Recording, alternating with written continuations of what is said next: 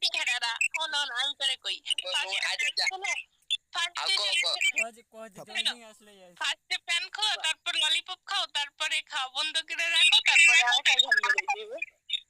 আমি কিন্তু ললিপপের কথা বলছি আবার নেগেটিভ মাইন্ডে নিও না বিয়াদব নেগেটিভ তোরা